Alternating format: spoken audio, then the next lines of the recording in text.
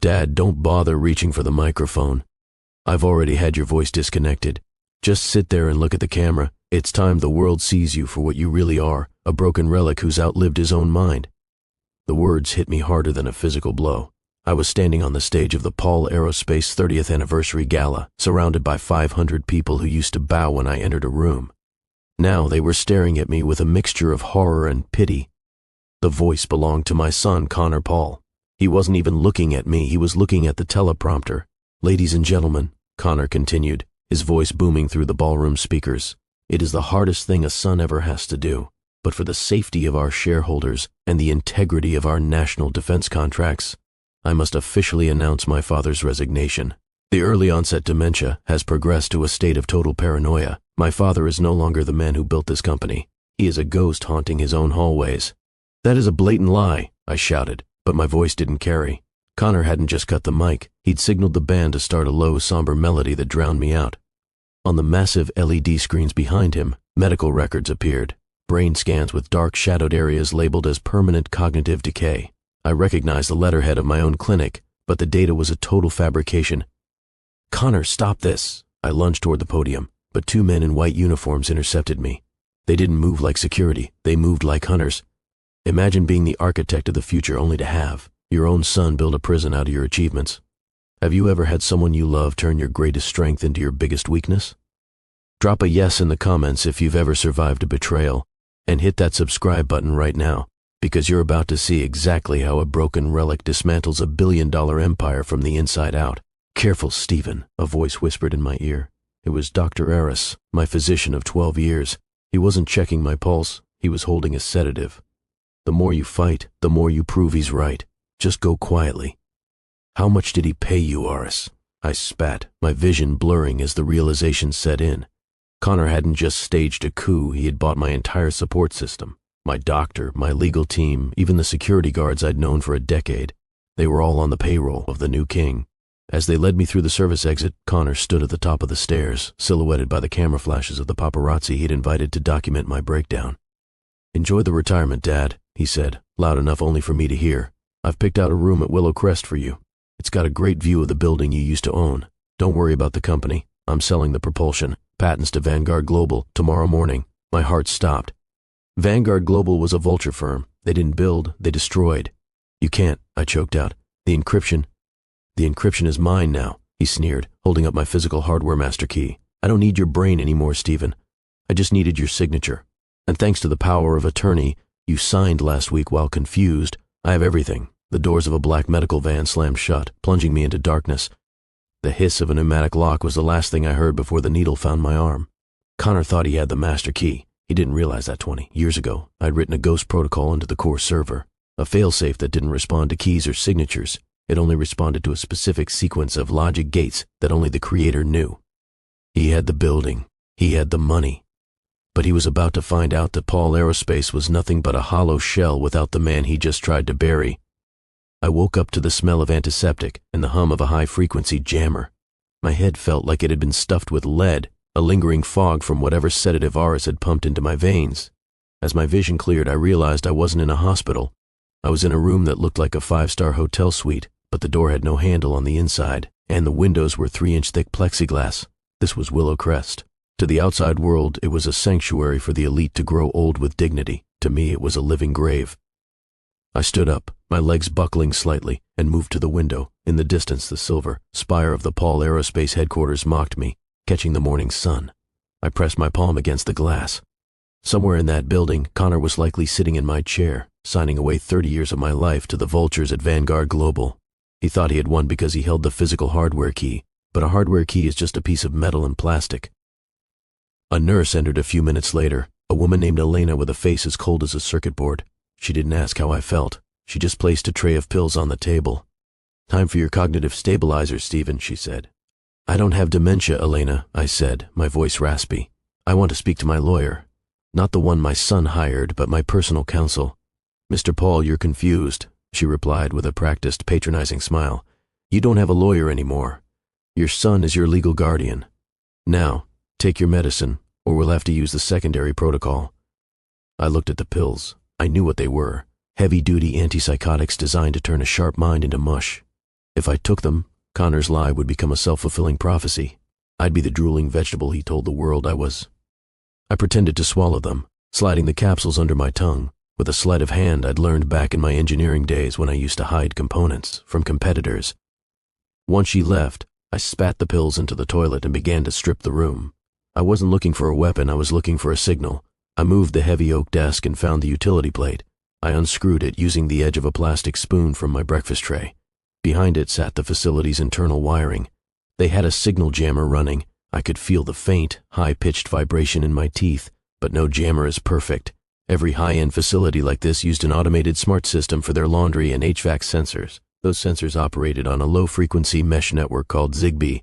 It was a frequency Connor's security team likely overlooked because they were too busy guarding the Wi-Fi and cellular bands. I spent the next 3 hours mapping the electrical pulses on the wall. I needed a way to talk to the outside world, but I was a ghost. My accounts were frozen, my phone was gone, and my identity had been legally erased. I sat on the floor, the cold tile pressing against my back, and realized that to beat a man who owns the world, you have to stop being a man and start being a ghost. I heard a heavy metallic rattle outside, the morning trash collection. I peeked through the small vision slit in the door and saw the janitor, a man in his late 20s with a jagged scar across his eyebrow and a tattoo on his forearm that only a developer would recognize, the hexadecimal code for a fatal error. He wasn't a janitor by choice. He moved with the precision of someone who used to build things, not clean them. He looked at my door, and for a split second, our eyes met. He didn't look at me with pity, he looked at me with recognition. "You're him," he whispered, so low I almost missed it.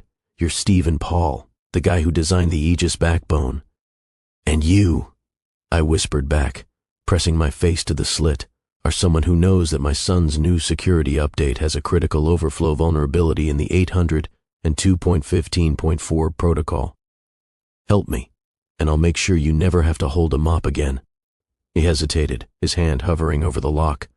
"They'll kill my contract if I'm caught talking to the delusional." "If you don't help me," I said, "Connor's going to sell the satellite network to people who will use it to turn off the power in half the country just to make a point. You aren't just helping a crazy old man, you're stopping a fire." He looked down the hallway, then back at me. He reached into his pocket and pulled out a battered, screen-cracked burner phone. "I can't get you out, but I can get you a bridge." Marcus didn't just hand me the phone. He slid a small, anti-static bag under the door during the 2 a.m. shift change. Inside wasn't just a burner, it was a disassembled Raspberry Pi, a handful of copper wire, and a lithium-ion battery salvaged from a discarded medical pump. He was a ghost just like me, a former systems architect who had been blacklisted after a corporate whistleblowing scandal. "The jammers here are focused on the 2.4 and 5G bands," Marcus whispered through the door's vent. "But they're leaking. The shielding on the old service elevators is thin. If you can tap into the Zigbee mesh that controls the facility's smart lighting, you can piggyback a signal out through the maintenance hub in the basement." I sat on the floor of my luxury prison, my fingers moving with a muscle memory that 50 sedatives couldn't erase. I stripped the copper wire using my teeth, my eyes straining in the dim light. I wasn't just building a router, I was building a stethoscope for the building's heartbeat. By 4 a.m., the stealth bridge was live. I tapped into the burner phone's terminal and watched the lines of green code scroll past. I was back. I was a flickering 10 kilobits per second pulse in a world that thought I was dead, but it was enough. My first move wasn't to call the police. They were on Connor's payroll. It wasn't to call my bank. They required a voice print that the memory center could claim was synthesized by a hacker. No, I went for the one thing Connor couldn't bribe, the blockchain audit logs of Paul Aerospace. Connor was moving fast. He had already scheduled an emergency board meeting for the following morning to finalize the merger with Vanguard Global. He was selling our project, Icarus, a satellite-based clean energy grid, and rebranding it as a kinetic weapon system. He was turning my life's work into a tool for destruction. "Marcus," I whispered when he returned to pick up the trash, "I need you to get me the IP logs for the facility's main router. I need to see who else is talking to my son from inside this building." "Why?" Marcus asked, his voice shaking. "Because Connor isn't smart enough to frame me this perfectly," I replied. "He had help, and I suspect the doctor who diagnosed me is currently sitting in the administrator's office waiting for his final payout." I spent the next 3 hours tracing a hidden encrypted tunnel leaving the Willow Crest server. It led straight to a private server in the Cayman Islands, the same one that had received the $5 million donation from the Steele family months ago. I didn't just find the money, I found the metadata, the medical reports showing my brain decay hadn't been written by a doctor. The file properties showed they were created on a laptop registered to Derek Chen, Connor's head of IT. They were created 3 weeks before my supposed incident at the gala. The trap was fully mapped, but I was still locked in a room with no handle, and the medication team was coming back in 2 hours. I needed more than evidence. I needed a catalyst. I initiated a packet flood on the company's internal server, a tiny, annoying glitch that would look like a minor hardware failure. It was a digital ping, a way of telling Connor that the ghost he tried to bury was still in the machine. "Hey, Marcus," I said as he moved to the next door. "Do you still have that soldering iron?" "Yeah, why?" "We're not just sending a signal out anymore," I said, a cold smile touching my face. "We're going to give the Willow Crest security system a heart attack at exactly 9 a.m. Right when the board meeting starts, the digital heart attack began with a single line of code. At 8:55 a.m., I sat cross-legged on the floor, the Raspberry Pi humming in my lap. I wasn't just attacking a server, I was exploiting the vanity of the system. Willow Crest's security was built to keep people in, but it relied on a centralized hub that prioritized fire safety over all else. It was a standard industry vulnerability. In the event of a total system brain death, every electronic lock in the building was programmed to fail open. I executed the script. Suddenly, the high-frequency hum of the jammers cut out. The rhythmic clicking of the smart locks echoed down the hallway like a row of falling dominoes. My door, the one with no handle, emitted a soft clack and swung open 3 inches. I didn't run. That would be too easy to explain away as a maniacal episode. I walked calmly into the hallway, met Marcus at the service elevator, and handed him back the burner phone. "The board meeting started 10 minutes ago," Marcus said, checking his watch. "The merger is the first item on the agenda. Connor is about to sign the transfer of the Icarus satellites." "He thinks he's signing a contract," I said, stepping into the elevator. "He's actually signing a death warrant for his career." I didn't head for the front gate. I headed for the facility's server room. Using my admin-level knowledge of the Aegis backbone, I bypassed the biometric scanner and sat at the main terminal. I needed a high-bandwidth connection for what came next. While Connor stood in the Pierre Hotel ballroom, adjusting his tie and preparing to hand over the keys to the kingdom, I initiated the mirror protocol. I didn't just hack the meeting, I hijacked the sensory reality of the boardroom. In the hotel, the lights dimmed for the final presentation, but instead of a sleek video of satellites orbiting the Earth, the massive screens displayed something far more damning. I uploaded the metadata I'd scraped, the file logs showing the dementia diagnosis being authored by Derek Chen, Connor's own IT lackey, weeks before the gala. "What is this?" the chairman of the board shouted. On the screen, my face appeared. I wasn't wearing a hospital gown. I was sitting in the high-tech glow of the server room, my eyes sharp and cold. "Connor," I said, my voice vibrating through the hotel's professional sound system. "You told the world I couldn't distinguish between reality and hallucinations. So let's talk about the reality of the $80 million you just moved into a Vanguard-linked offshore account last night. Let's talk about the hallucination that you actually own the Icarus encryption." Connor lunged for the laptop on the podium, his face a mask of sweating panic. "Shut it down. It's a deep fake. He's in a memory ward." "I'm in your system, Connor," I replied, "and I've just initiated a 0-day lock on the Icarus fleet. If I don't provide a biometric heart rate sync within the next 60 seconds, the satellites will enter a graveyard orbit. They will be useless to Vanguard. They will be useless to you." The Vanguard representatives froze. They were vultures, and vultures don't buy dead meat. "Dad, stop it," Connor screamed at the screen, his polished image shattering in front of the world's media.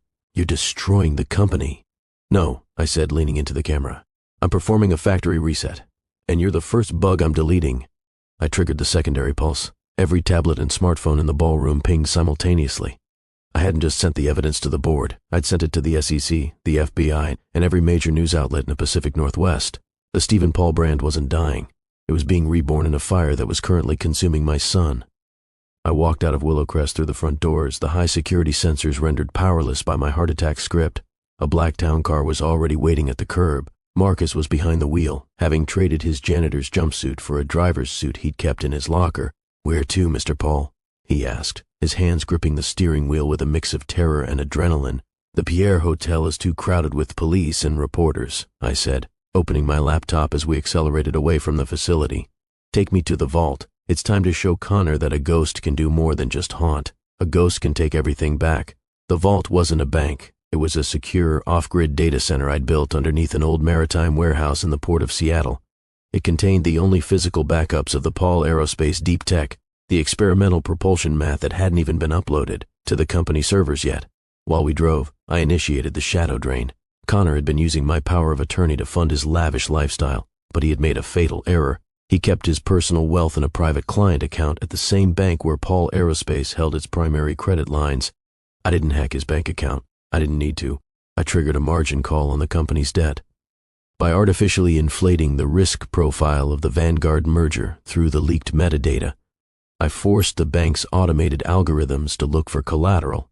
Since Connor had legally tied his personal assets to the company's performance to prove his commitment to the board, the algorithm did exactly what it was programmed to do.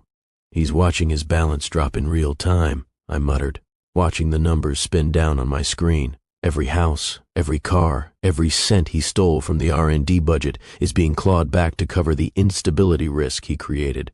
I looked at the newsfeed. The Pierre Hotel was in a state of siege. Connor was caught on camera being shielded by his remaining security as he tried to flee the ballroom. He looked small. He looked desperate. The titan he pretended to be had evaporated the moment the money stopped flowing. We reached the warehouse. I stepped out into the damp Seattle air, the smell of salt and rust filling my lungs.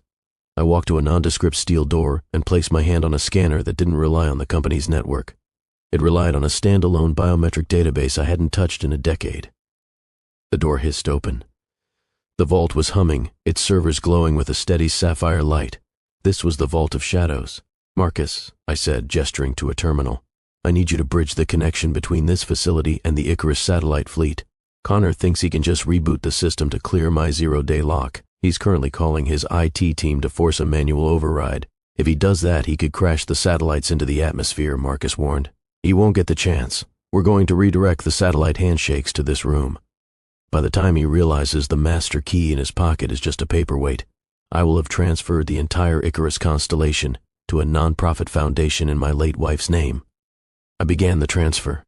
It was a massive move of data, terabytes of encryption keys shifting across the sky. Connor had spent months trying to sell my legacy. I was going to spend 30 minutes making it impossible to own. Suddenly my phone buzzed. It was an unrecognized number. I answered. "Dad." Connor's voice was ragged, the sound of sirens blaring in the background. "Stop. Please, I'm in the car. The FBI is behind me. If you don't unlock the accounts, I can't even pay for a lawyer. You're destroying your own son." "I'm not destroying you, Connor," I said, watching the transfer progress bar hit 85%. "I'm giving you exactly what you gave me, a world where no one believes a word you say, and you have nowhere left to go. You wanted to be the architect? Well, you forgot that an architect has to understand the foundation, and yours was built on sand." "I'll tell them everything," he screamed. "I'll tell them you're dangerous." "Tell them whatever you want," I replied, "but do it quickly, because in exactly 5 minutes, your phone service, your car's GPS, and your credit cards are all going to go dark. You wanted to make me a ghost, Connor. Welcome to the afterlife." I hung up. The transfer hit 100%. The Icarus fleet was no longer a corporate asset. It was a global utility, protected by a code that no bribe or boardroom coup could ever break. The warehouse was silent, save for the rhythmic clicking of cooling fans in the server racks. Marcus stood by the heavy steel door, his eyes darting between the security monitors and the shadow-drenched entrance. He was holding a heavy industrial wrench, his knuckles white. "He's here," Marcus whispered. On the screen, a silver sedan, dented and mud-splattered, screeched to a halt outside the warehouse. Connor stumbled out. The tailored suit he'd worn to the gala was torn at the shoulder, and his tie was gone. He looked less like a CEO, and more like a man fleeing a wreckage. He wasn't alone. Derek Chen, the IT head who had forged my medical records, was with him, clutching a ruggedized military laptop. "They're coming for the physical port," I said, standing up from the terminal. "They know they can't beat me through the airwaves anymore. They need to plug directly into the vault's heart to force a reset." The heavy door groaned as they forced it open. Connor burst in, his eyes bloodshot and wild. He stopped dead when he saw me standing in the center of the room, illuminated by the sapphire glow of the servers. "Give it back!" Connor screamed, his voice echoing off the corrugated steel walls. "The board is voting to liquidate. The FBI is seizing the house in Medina. You've burned it all down, you old bastard." "I didn't burn it, Connor," I said, my voice calm and low. "I just turned off the life support for your lies. You were never a businessman. You were just a thief with a famous last name." Derek Chen pushed past Connor, his fingers flying over his laptop. I can bypass the encryption if I can get a direct handshake with the local hub. Connor, keep him occupied. Derek scrambled toward the primary data port. I didn't move to stop him. Marcus lunged forward, but I raised a hand, signaling him to wait. Go ahead, Derek, I said. Try to force the override. Derek plugged his cable into the port. On his screen, a massive red warning flared, unauthorized access detected, initiating counter protocol. It's not working, Derek yelled, his face turning pale. The port isn't connected to the satellites. It's a loop. It's a honeypot. You really think I'd leave the most sensitive data port in the world unprotected? I asked. The moment you plugged in, you didn't get access to the Icarus fleet. You gave me access to your laptop, to every encrypted file, every deleted email, and every recording of the meetings you had with the Vanguard vultures. Connor looked at Derek, then back at me. The realization finally hit him. He wasn't here to win. He had been lured here to provide the final piece of evidence. I have the audio of you and Derek discussing the bribes for Dr. Eris, I said, pointing to the main monitor where the file transfer was already completing. I have the log showing you used company funds to pay off Derek's gambling debts in Macau. It's all being uploaded to the FBI's evidence locker as we speak. Connor's bravado vanished. He collapsed onto a crate of spare parts, burying his face in his hands. Why? I was your son. I was supposed to take over anyway. You were supposed to earn it, I replied. I would have given you the keys the day you showed me you cared more about the people we employ than the car you drive. But you chose the shortcut, and the shortcut leads to a dead end. The sound of sirens began to grow outside, not the distant hum of the city, but the aggressive wail of a tactical response team. Blue and red lights began to pulse through the high windows of the warehouse. Derek, I said, looking at the trembling specialist, if you cooperate and give them the encryption keys to the offshore accounts right now, the prosecutor might be lenient. If not, you're going down for corporate espionage and elder abuse alongside my son. Derek didn't hesitate. He pulled the cable and held up his hands as the first of the federal agents breached the door. I watched as they tackled Connor to the ground. He didn't fight. He just stared at me, a look of pure, unadulterated hatred in his eyes. As they hauled him out, the lead agent, a woman I'd met years ago during a defense audit, stepped up to me. Mr. Paul, she said, nodding at the servers, that was quite a show you put on at the hotel. We've been trying to pin Vanguard for years. You just handed them to us on a silver platter. Just taking out the trash, Agent, I said. I looked at the sapphire lights of the vault. The company was in ruins, the stock was worth nothing, and my son was headed to a federal cell. But as I stood there, I felt a weight lift that had been crushing me for years. What now, sir? Marcus asked, standing beside me. Now, I said, we rebuild, but this time we do it without the suit and tie. We do it from the shadows. 3 months had passed since the night the sapphire lights of the vault illuminated the end of my son's reign. The world had moved on, as it always does. The headlines about the mad genius of Paul Aerospace had been replaced by news of the company's restructuring under a new, transparent board of directors. I sat in a small, quiet office overlooking the port of Seattle. It wasn't a mahogany-clad boardroom on the 60th floor. It was a converted shipping container outfitted with the most advanced server tech on the planet. I was no longer the CEO. I was the chief architect of the Holloway Paul Foundation, a nonprofit dedicated to providing free satellite-based internet to the regions Vanguard Global had planned to exploit. Marcus walked in, carrying 2 coffees. He was no longer wearing a janitor's vest. He was the head of systems security for the foundation. The final audit is in, Stephen, Marcus said, placing a file on my desk. Every penny recovered from Connor's offshore accounts has been successfully moved into the scholarship fund. The first 50 students start the aerospace program in the fall. Good, I said, not looking up from my screen. And the legal team? Connor's sentencing was finalized this morning. 7 years for corporate fraud, perjury, and elder abuse. They're moving him to a minimum security facility in eastern Washington tomorrow. I stood up and grabbed my coat. It's time, Marcus. Bring the car around. The drive to the county jail was silent. I watched the city go by. The city I had built, then broken, then begun to mend.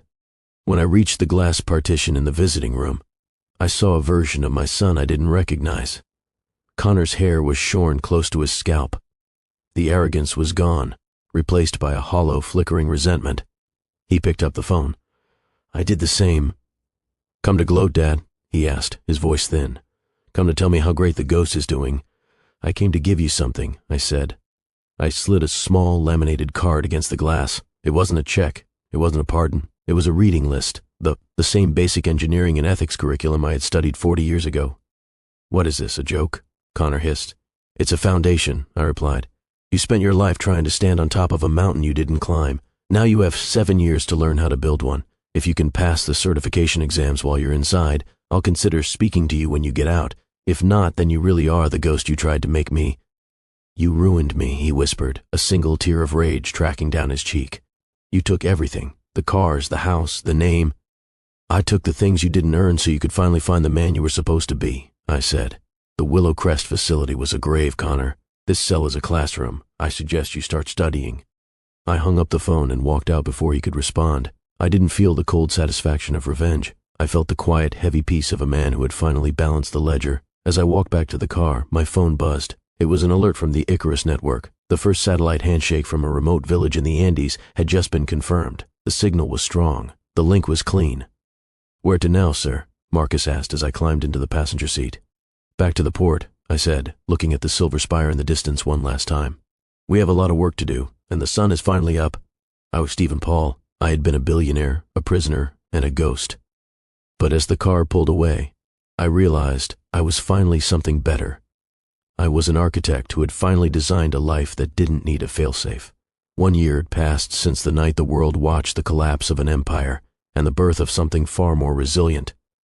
I stood on the deck of a research vessel, 500 miles off the coast of British Columbia. The air was cold, tasting of salt and potential, as I watched the sun dip below the horizon. My life was no longer measured by stock options or the number of stories in my headquarters. It was measured by the uplink status on my tablet. The Icarus network wasn't just a corporate asset anymore. It had become a global nervous system. We were providing high-speed education and medical data to corners of the map that the titans of industry had ignored for decades because there was no profit in poverty. I looked down at the latest report from the Foundation. Marcus had done an incredible job. Under his leadership, our security wasn't just about firewalls, it was about protecting the integrity of information. We had become the world's first truly decentralized utility. As for my son, the reports from the facility in eastern Washington were surprising. Connor hadn't touched the engineering books I left him for the first 6 months. He had spent that time in a spiral of anger and litigation, trying to find a loophole in a cage I had built with absolute precision. But a month ago, the prison librarian sent me a log. Connor had finally checked out the fundamentals of structural integrity. He wasn't ready to be my son again, but he was finally learning how to be a man.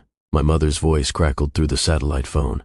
She was heading up our veteran retraining initiative, giving people like Marcus a second chance to use their skills for something that mattered.